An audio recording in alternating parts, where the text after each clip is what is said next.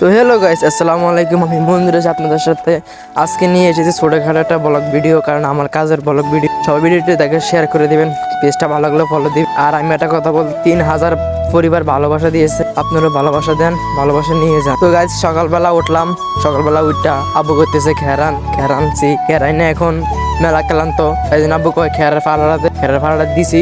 কারণ জানেন তো আমরা মধ্যবিত্ত ঘরের ফ্যামিলির সন্তান, কারণ মধ্যবিত্ত ফ্যামিলিরা কোনোদিনও হাসতে পারে না, সবসময় কাম। খেরের ফাড়া দিছি, খেরের ফাড়া দিয়ে মেলা ক্লান্ত হয়ে গেছে, এই জন্য কিছু বলতে পারিনি আব্বুরে। তো আব্বুরে বলছি আব্বু আর পারমু না খেরে ফাড়া দিতে। আব্বু কয় তবুও দে, কারণ মেলা কষ্ট করতে হয়, আমরা কারণ মধ্যবিত্ত ঘরের পরিবার সন্তান, তাই জন্য আমি 6 দিন কাজ করেও তবু বাবার মুখে হাসি ফোটানোর জন্য খেরে ফাড়া। কারণ বাবার মুখে তখনই হাসি ফুটবে তখন তুমি ছেলে কাম করবো ঠিকঠাক মতন।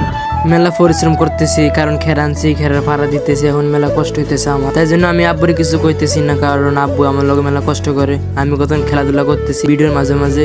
এই দেখুন বাইক নিয়ে আমার ক্যামেরাম্যান কুতুরা আগে দিতাম, ছোটবেলা থাকতে গেলে দিছি তাল গাছ। তারপর আব্বুকে খের মেলা মারতেছি, কারণ খের মেলা মারতে মেলা কষ্ট আছে, কারণ সারাদিন কাম করে এখন খের মেলা মারতেছি, খুব কষ্ট করতেছি। আমার আব্বু হাত উঠেছে, কারণ আব্বুর ভিডিও করতে মেলা শখ, তাই জন্য আমার আব্বু খুব সাপোর্ট করে, ভিডিও মানা আর দূরে গিয়ে যা, কারণ বাপ মান দোয়া ছাড়া কখনো দূরে গিয়ে যান। আর আপনারা আমার ভালোবাসা দিবেন, ইনশাল্লাহ ভালোবাসা পাবেন। কারণ খেরের ফাড়া মেলতে খুব কষ্ট হইতেছে আমার, তবুও মারতেছি, কি করবো। বাবার মুখের দিকে ছাই হাসি ফুটাতে হইতেছে। কারণ সবাই ভিডিওটা ভালো লাগলে শেয়ার করে দিবে।